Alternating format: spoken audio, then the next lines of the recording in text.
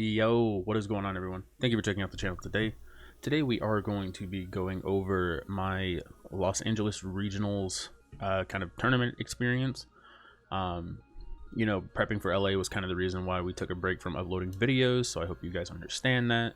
But now that LA is done and over with, I am looking to get back into the content grind. So as far as the deck that I played, I just went with tried and true Chien-Pao. After I had a disappointing performance at a League Cup at my locals, I kind of just decided that for the last tournament of the season, I just wanted to play something that I was comfortable with. I wasn't going to try to meta game too hard, and I just wanted to mostly have fun.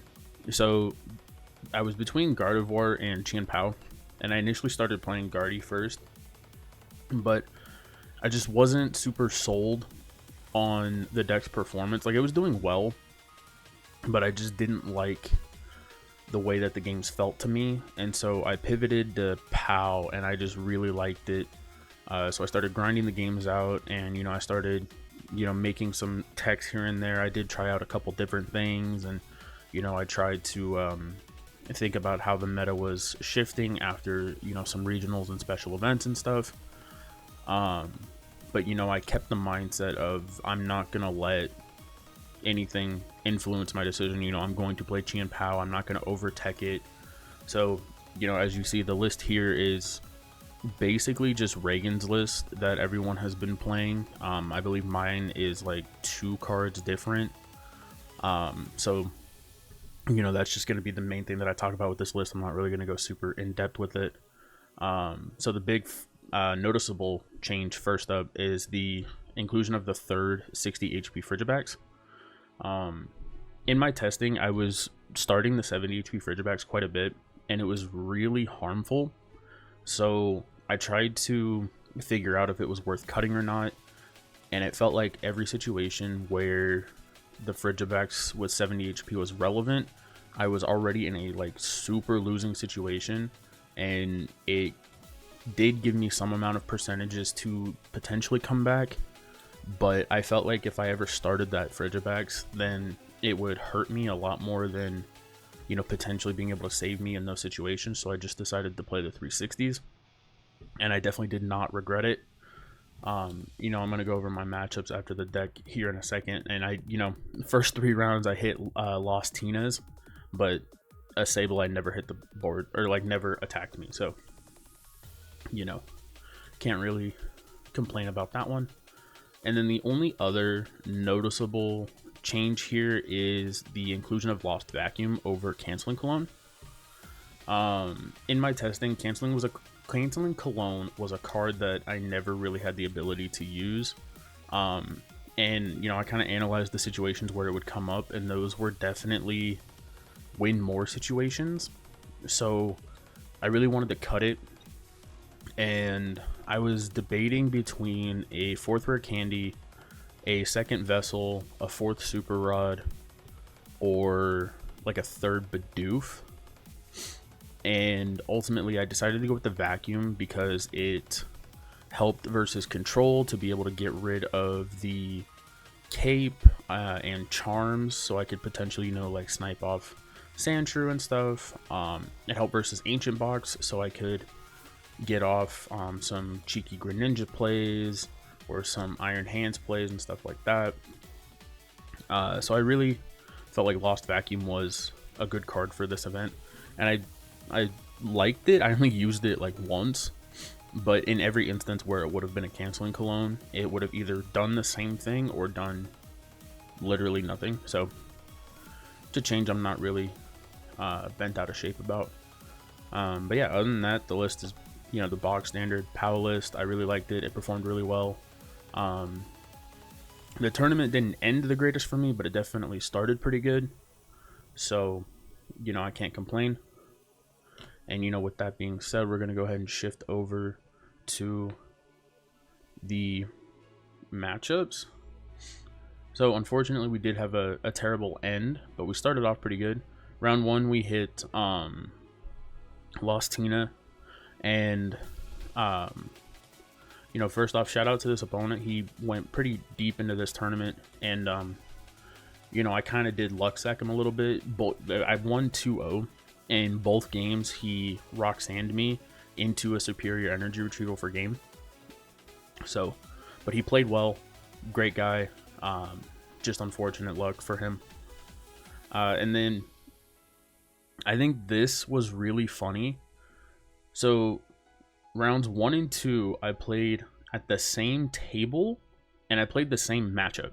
So Jonathan was also playing Lost Tina, and I just thought that was super ironic that I hit the same matchup at the same table the first 2 rounds. I've never had that happen before. Now this game was a lot different than my first round. I could definitely tell Jonathan was newer. But he was still playing well, doing correct things. Game 1, I get off, a perfect setup, and we're churning through. And then game 2, I get a really bad setup. And he's able to set up really well. He gets the Manaphy down. I'm not able to take some cheap prizes, and I eventually lose a really long game 2. And then we start game 3 with about like 5 minutes left on time. So I go first. I get a good setup. I get like POW Active, Bidoof, and Frigibax. And in my hand, I have like Irida, Bax, Superior, all this stuff. He starts Tina, and his turn 1 is so bad.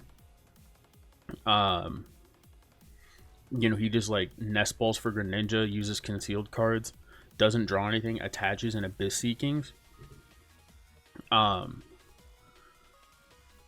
So actually, I remember now. Time was called as we were setting up for game 3. I remember that now. So I was turn 1, he was turn 2, and then I was turn 3.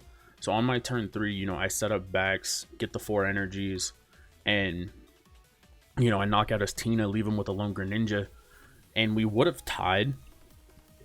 But I showed him my hand, and I played out how everything looked, and I was like, would you be willing to give me the win here? I obviously have the better board position. I let him talk through. I showed him my hand. I had Prime Catcher if he put down another Tina. Or I could snipe Comb Phase if he put him down. So he looked at my hand. He did the playthroughs and stuff, and he's like, yeah, man, you were going to destroy me. You obviously had the better setup. Go ahead, take the win. So huge shout out to him for that. That was incredible. Thank you so much for giving me that win there. And I really respect anybody who's willing to do that. And also that just goes to show, as long as you're polite about it, there's no harm in asking someone if they're willing to give you the win if you have a better board position. Just don't be rude about it. And if they say no, they say no. But there's no harm in asking. Then round 3, we go against Jack Moore. He was probably the highest caliber player I had played at this point. His record doesn't reflect that, but he just had some unfortunate luck. But he's a very good player, very nice dude.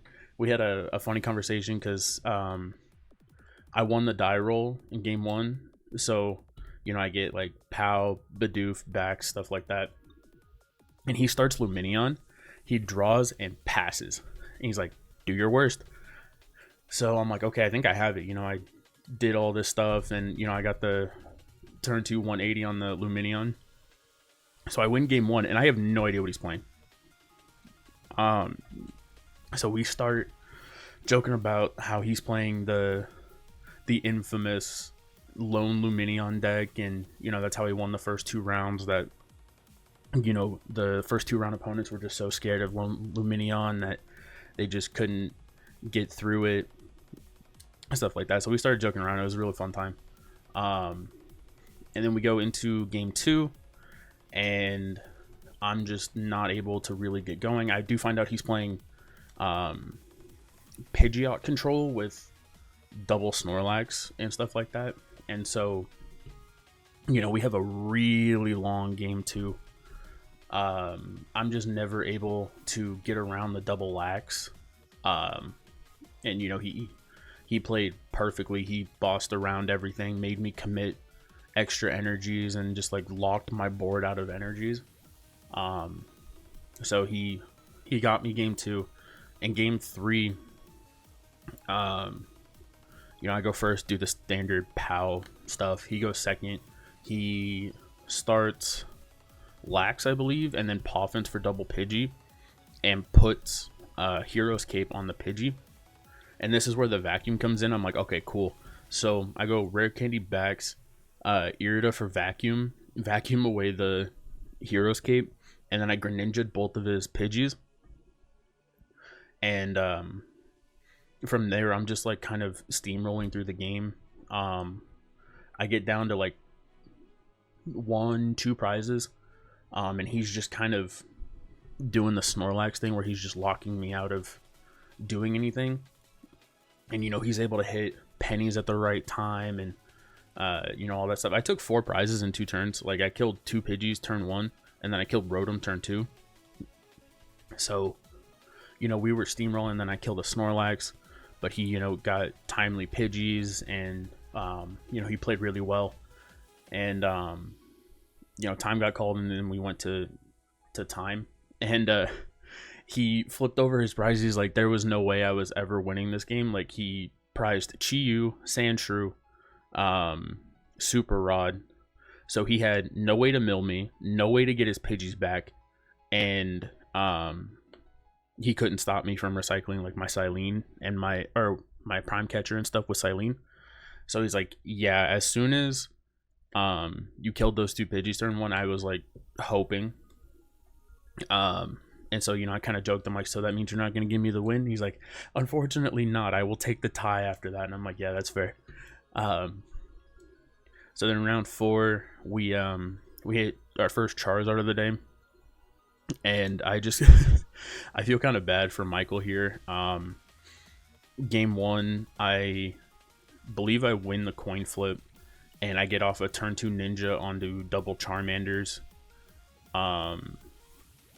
And then he like gets Charmander Pidgey on the next turn, and I like Prime Catcher, kill the Charmander, and I'm just steamrolling through the game. And he's like, yep, I'm gonna scoop, go to game 2. And so he goes first and like starts Pidgey, nest balls for Rotom, doesn't grab a Charmander, stuff like that. So then I go get my setup. He starts Lone Charmander. I remember that. Sorry, the Rotom was game 1. So he starts Lone Charmander, attach, pass. And I'm like, that's wild. So I draw, do my whole thing. I also didn't get the greatest start. I think I start like Frigibax and get like another one and have to pass. And I whiffed the turn 1 energy attachment, which really sucked because he goes turn 2, attach, Heat Tackle, and I'm like, okay, cool. I draw, I look at my hand, and it's just full of superior energy retrievals and like nothing I can burn. So I have to pass, and he's like, oh, sick. So he goes Rare Candy, Charizard, knocks out Frigibax, and then I top deck Irida. So I'm like, okay, Irida, Baxcalibur, Chien-Pao, retreat.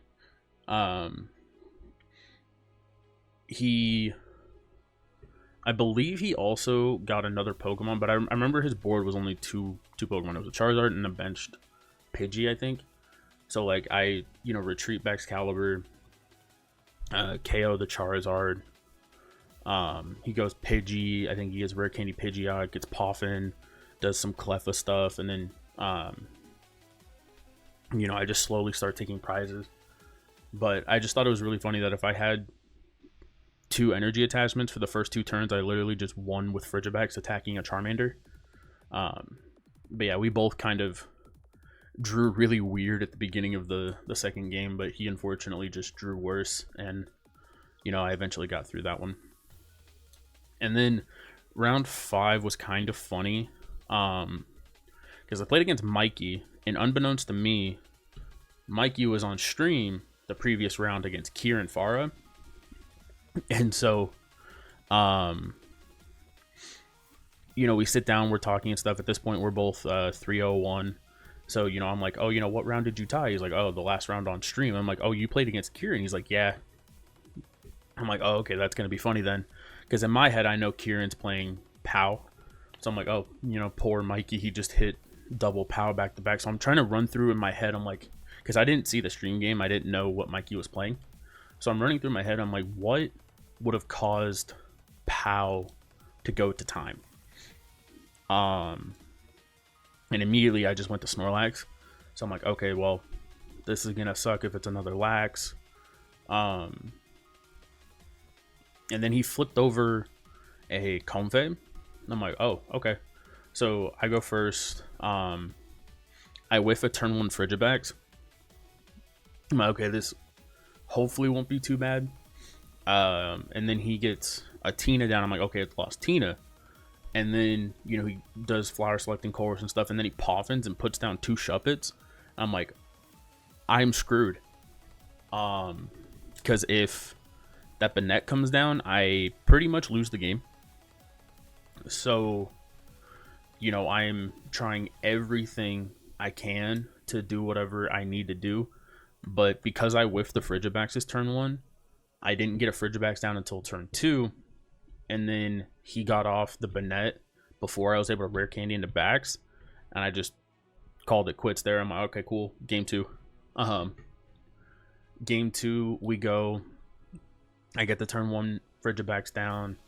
And all this stuff. You know, he goes, gets double Shuppet. Or he gets 1 Shuppet and Manaphy. And I use my Prime Catcher to KO the Shuppet, force him to go get it again. And you know, he's just digging the whole time just for the Banette. Like, he's not even attacking me with anything else. But I know that I'm gonna get into a really weird spot where he's gonna, you know, promote a Tina, and I'm gonna have to deal with it. But if I knock it out, then I just like lose on the spot to the Banette, because I have to get rid of 5 energies to one-shot a Tina. And if I one-shot the Tina, I don't have enough energies to KO the Banette. So then the Banette can come in, item lock me, and then I'm stuck. It wasn't until after this round that I was thinking about what I could have done.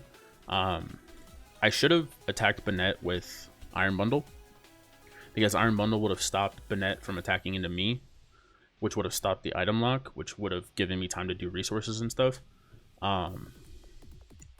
Yeah, I realized that way too late. And, you know, I just couldn't do anything. I almost made him deck out game 2, but he had a Super Rod, so he beat me by a turn in decking out. So we took the first L there. We're 3-1-1. Next round, we play against Matthew Stratford. I had played against his brother Nathan back at Sacramento. Super fun dude. So, you know, I was expecting, you know, nothing but a good time playing against his brother. He sits down, you know, we start chatting and stuff and whatnot, and he flips over a Beldum. I'm like, sick. You know, I believe I go first. You know, I just do the standard thing. He, you know, sets up some stuff. I go second, and I whiff the Greninja attack turn 2. So he's able to set up a couple Beldums and start getting energies in play. And then I get the Greninja off, so I kill a Beldum, put 90 on a Matang. And then, you know, he just starts doing stuff. And then I Greninja again, KO the Matang, KO another Beldum. And I'm just trying to keep him off of these Matangs. So, eventually, I'm able to take the win in game 1 by KOing a Dialga. And then game 2, he doesn't get the greatest start. I think he like opens Poffin for double Beldum, but he like started Zamazenta, I think. And then, you know, I get my standard thing, and then he goes and he whiffs, like his hand is just full of energies and stuff. So he like attaches and uses like metal coating or something. Like he's able to get into Dialga and power that up. And I'm like, okay, cool. I have the Greninja play to KO both of his Beldums. And they're his only 2 Beldums in play. So I go Irida to grab Candy Bax, and I'm looking through my deck, and I don't see Baxcalibur. So I look through my hand, look through my discard, look through my deck, and I'm like, that's not good. So I prized both Baxcaliburs. I'm pretty sure if I had access to Bax there and I'm able to kill both those Beldums, I'd probably win this match. But prized both Bax, and you know, I think I hung in there for like another turn or two, but you know, he got way too much board advantage. You know, he set up double Matang, put a bunch of energies on a couple Dialgas and whatnot, and I just couldn't do anything about it. So we go to game 3. You know, we're talking as we're setting up. He's like, oh yeah, you know, we have like 20 minutes for game 3. We should have plenty of time to finish. But in the off chance we don't, do you want to have like a gentleman's and stuff? I'm like, yeah, absolutely.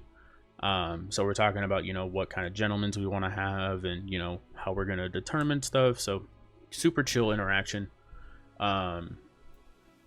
We have a kind of back and forth game. He gets off to a faster start than I do. And I had a crucial turn where I was digging for a superior energy retrieval so I could KO a Beldum and put 90 on a Matang, and I just whiffed. You know, I Bibarel draw, Greninja draw, Pokestop mill, nothing. And I'm like, well, that sucks. And so, you know, he takes advantage of the free turn, builds up more energies. I think he like prime catchered my Chien-Pao or something and Chronosed me, and I was cooked. So, you know, we talked after that, and he's like, oh, what were you digging for and stuff? I'm like, the superior for the Greninja. He's like, oh yeah, that would have been really good. But you know, he was super nice dude. He's like, you know, you played very well. You gave me my best game of the day. You know, just all this stuff. So, very fun interaction. Very nice dude. I love the Stratford brothers. Can't say enough good things about them. So at this point, we are 3-2-1. We have to win out from here. So I sit down at table 7 and I'm paired against Jose.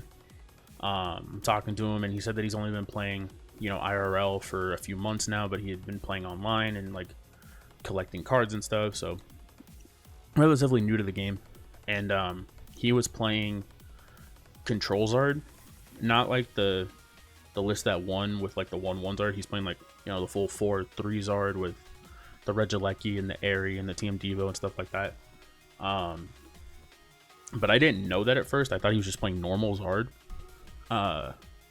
So he gets kind of a weak setup turn 1. I get a great setup. I steamroll him, go to game 2.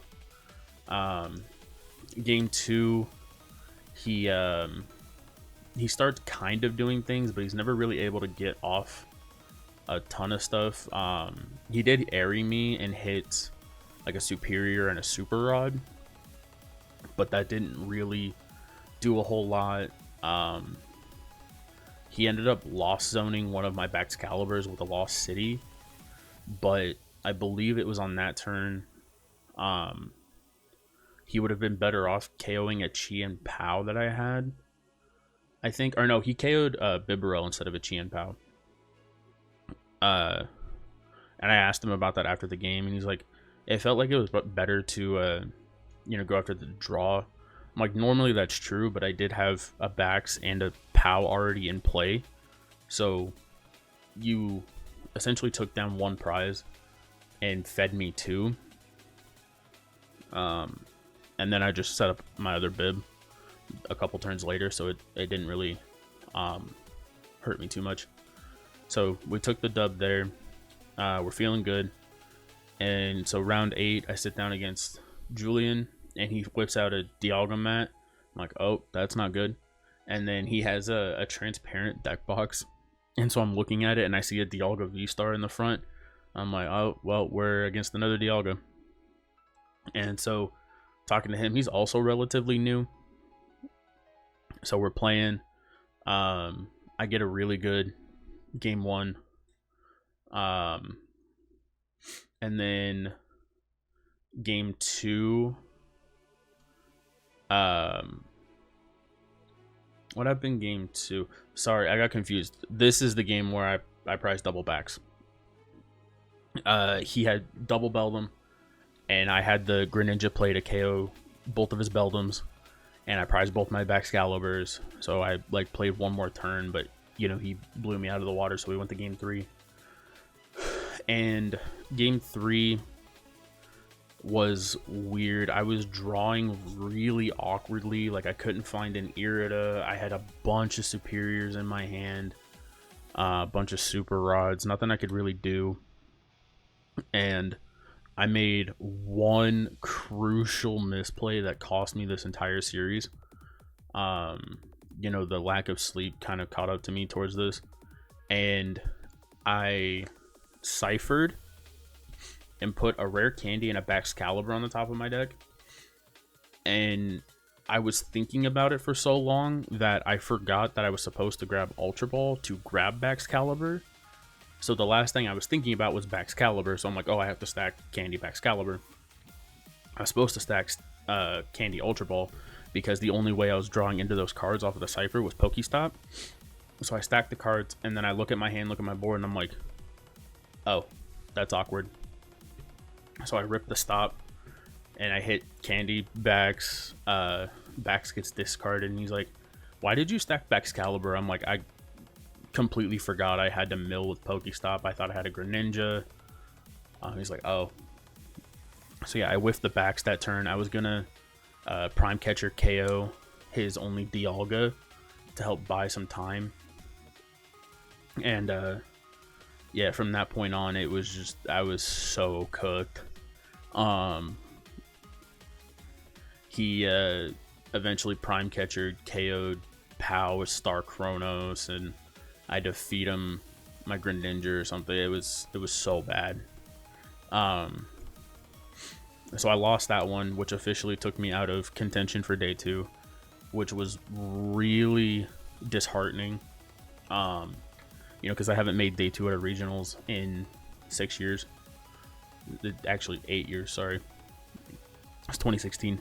And you know, to have a relatively good performance up until this point, and then to lose out on day 2 because of prizing double backs and a horrendous misplay on my part was really disheartening. It really defeated me, but I was like, you know, whatever, we'll play the last round. Hopefully we can end 5-3-1, because if I went 5-3-1, this was my best performance of the season, so that's what I was aiming for. That was what was keeping me going. And so I sit down and we're shuffling up, and I notice that there's water energies in my opponent's deck. I'm like, am I ending my day on a mirror? And yep, I am. So I win the coin flip, go first, get the good setup, and I just kind of steamroll him through game 1. You know, I Greninja, a Frigibax, Baxcalibur, KO both of his Baxes eventually, and you know, just kind of leave him out of the game. And then game 2, I go for the line where I only get double Fridge down, because he kind of needed a lot to KO both my Frigibaxes with the Greninja on that turn. And so I was like, you know, if you high roll me like that, that's cool. Because at this point there's nothing really on the line. I don't really care. And he did it. He had raw Bax, raw Irida, just completely destroyed my Frigibaxes. As soon as he water shurikened, I scooped up, went to game 3. And go figure, the last game of the day has the worst moment I have ever experienced. So like I said, you know, we're playing the mirror. I open with a Buddy Buddy Poffin, a Pow in the active. I'm feeling good, and I Poffin. I grab a Bidoof, and I'm looking for a Frigibax, and I'm looking, and I'm looking, and I'm looking, and I eventually figured out that I prized all 3 of my Frigibaxes. And so I look at my hand, I have an Irida. So then I look in my deck, I have a heavy ball. So I'm like, okay, well, I'm gonna have to heavy ball for a Frigibax next turn and hope and pray. And so that's exactly what I do. You know, next turn I heavy ball. I look at my prizes, and 3 Frigibax, Iron Hands, and Chien-Pao are all in my prizes. And I'm like, dude, this is so unfair. I told my opponent and I showed him, I'm like, can I take a picture of this real quick? He's like, sure, go ahead. That's insane. I've never seen that. So shout out to you, Daniel, for letting me take a picture in the middle of the game. You know, maybe I'll throw the picture up here. But yeah, it was horrendous. And, you know, given the fact that I'm playing the mirror, that one Frigibax was not long for this world. We eventually hit time, and we had a really funny interaction where I Greninja'd his Frigibax and his Baxcalibur because I finally got a Baxcalibur out. And then he goes Prime Catcher, KO your Baxcalibur with Chien-Pao. I'm like, okay, well, I preloaded energies. So I promote my Greninja, and I KO his Baxcalibur and another Frigibax. So we're both completely out of Baxcaliburs. And I'm like, are you okay with taking the tie, or do you want to determine a winner? And he's like, well, we're going to tie, right? And I'm like, naturally, yes. But, like, you know, if you would like to, you know, we can kind of talk through it, see who would win this game. And so, you know, he shows me his hand, I show him mine. We play through a couple extra turns. And, yeah, just me having one Frigibax just lost me that game. You know, he was able to recover and get a Baxcalibur out a lot sooner than me, and he just was able to come back. So I was like, go ahead, take it. So I scooped and gave him the win instead of taking the tie. So I could have ended 4-3-2, but I ended 4-4-1, which, you know, I am a little disappointed about, but I definitely felt good this entire regionals. This was definitely you know, like my best performance of the season. I was playing very well, and as you can kind of see, I was at, you know, pretty high tables throughout most of the day, so I'm pretty happy with that. And you know, it was just a fun time. Got to see a lot of people, a lot of friends, had some great conversations with all of my opponents. Everyone was just super nice to talk to, nice to play against. And yeah, I just had a great time overall. Definitely wish I had a better finish, but, you know, can't do much about it. And that is pretty much the end of my competitive season. I'm not going to be able to grind out any more championship points. I can't make it to NAIC. This was the last NA regionals, and my locals aren't hosting cups and challenges anymore for the rest of the season. So yeah, I'm done getting points this season. My local store does have a box tournament this week, so I'm gonna play in that, hopefully cover that this weekend. Probably gonna run it back with POW again because POW felt really good for me. But yeah, guys, that was my experience at the LA regionals. Had a great time. Wish I could have done better, but, you know, can't win them all. And yeah, with that being said, guys, you know, I'm going to go ahead and wrap it up here, and I will see you in the next one.